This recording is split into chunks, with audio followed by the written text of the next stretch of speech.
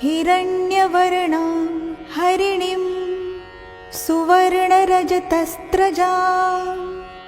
चन्द्रां हिरण्मयीं लक्ष्मीं जातवेदो आवह ताम आवह जातवेदो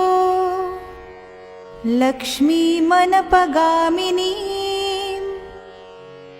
यस्यां हिरण्यं विन्देयं गामश्वं पुरुषानहम् अश्वपूर्वां रथमध्यां हस्तिनादं प्रबोधिनीं श्रियं देवीमुपम्भ्रये